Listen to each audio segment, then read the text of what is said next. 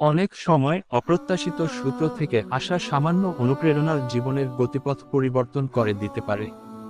এমনই এক গল্পে এক ডেলিভারি বয়ের সততা ও সরলতা কিভাবে একজন সফল কিন্তু অসন্তুষ্ট রেস্তোরাঁর মালিকের জীবনকে নতুন দিশা দিয়েছে তা তুলে ধরা হলো। এক ডেলিভারি বয়ের চরিত্র বদলে দিল মালিককে। আশরাফ সাহেব শহরের অন্যতম জনপ্রিয় রেস্তোরাঁ স্বাদ কুটির এর মালিক। তার জীবন ছিল প্রাচুর্যে ভরা। দামি গাড়ি, বিলাসবহুল বাড়ি আর ব্যাংকে উপচে পড়া ব্যালেন্স সবই ছিল তার হাতের মুঠোয়। কিন্তু এত কিছুর মাঝেও তার মনে ছিল এক গভীর শূন্যতা।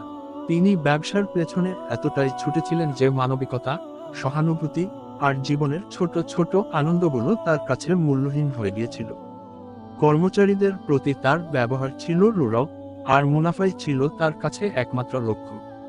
রেস্তোরাঁর ডেলিভারি বিভাগে কাজ করত শামীম। বয়স 22-23, রোগা পাতলা শরীর, কিন্তু মুখে সবসময় লেগে থাকত এক অমলিন হাসি। শত প্রতিকূলতাতেও সে তার আনন্দ খুঁজে নিত। আশরাফ সাহেব তাকে তেমন পাত্তা দিতেন না। তার কাছে শামীম ছিল রেস্তোরাঁর আরও 10টা যন্ত্রের মতোই একজন। একদিন রেস্তোরাঁয় একটি বড় অর্ডার এলো। শহরের এক ধনেঢ্য ব্যবসায়ীর বাড়িতে পার্টির জন্য প্রচুর খাবার ডেলিভারি দিতে হবে। শামীম সাইকেলে করে খাবার পৌঁছে দিতে গেল। সাইকেল চালিয়ে দ্রুত যাচ্ছিল, এমন সময় হঠাৎ করেই তার সাইকেলের চেন পড়ে গেল। খাবারগুলো নষ্ট হওয়ার উপক্রম। শামীম ঘাবড়ে গেল না। সে দ্রুত সাইকেল থামিয়ে চেন ঠিক করল, কিন্তু ততক্ষণে অনেকটা দেরি হয়ে গেছে। শামীম যখন খাবার নিয়ে পৌঁছালো, পার্টি শুরু হয়ে গিয়েছিল। বাড়ির মালিক শামীমকে দেখে বিরক্তি নিয়ে বললেন, এত দেরি কেন? খাবারগুলো কি ঠান্ডা করে এনেছো? শামীম মাথা নিচু করে সব খুলে বলল। বাড়ির মালিক খাবারের প্যাকেট খুলে দেখলেন খাবারগুলো তখনও গরম। কিন্তু তার মেজাজ ভালো হলো না। তিনি কিছু টাকা কম দিতে চাইলেন। শামীম কোনো প্রতিবাদ না করে চুপচাপ বাকি টাকা নিয়ে চলে আসছিল। এমন সময় হঠাৎ তার চোখে পড়ল একটি ছোট পার্স মেঝেতে পড়ে আছে।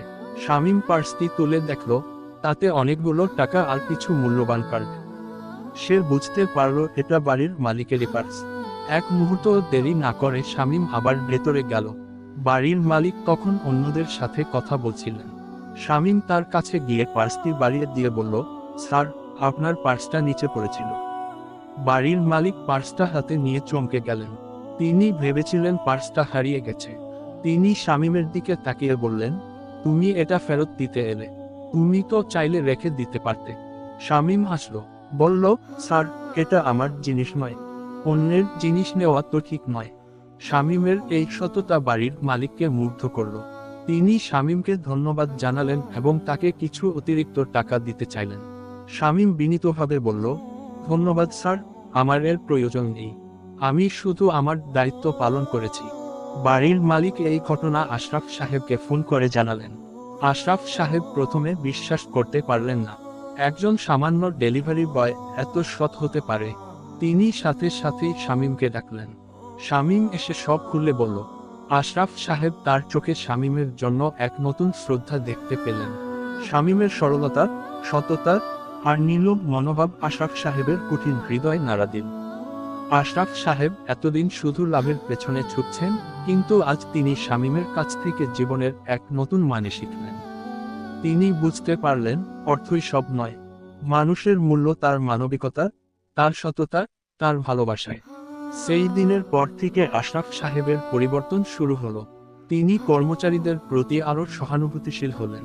গ্রাহকদের সাথে তার ব্যবহারও মধুর হলো। রেস্তোরাঁর পরিবেশ বদলে গেল। তিনি মুনাফার পাশাপাশি মানুষের কল্যাণের দিকেও নজর দিতে শুরু করলেন। শামীমকে তিনি পদোন্নতি দিলেন এবং তার মতো আর অনেক সৎ ও পরিশ্রমী কর্মচারীকে উৎসাহিত করতে লাগলেন। আশরাফ সাহেব উপলব্ধি করলেন জীবনের আসল আনন্দ লুকিয়ে আছে অন্যের মুখে হাসি ফোটানোর মধ্যে। শামীম নামের এক সাধারণ ডেলিভারি বয়, তার সততা আর সরলতার মাধ্যমে আশরাফ সাহেবের জীবনকে এক নতুন অর্থ দিয়ে গেল। আশরাফ সাহেব শুধু একজন সফল ব্যবসায়ী নন, একজন ভালো মানুষও হয়ে উঠলেন। এই গল্পটি আমাদের মনে করিয়ে দেয় যে জীবনে সফলতার পাশাপাশি মানবিক মূল্যবোধগুলো কতটা জরুরি। একটি ছোট ভালো কাজও কিভাবে অন্যের জীবনে বড় পরিবর্তন আনতে পারে। আপনাদের এই গল্পটি কেমন লাগলো জানাতে ভুলবেন না।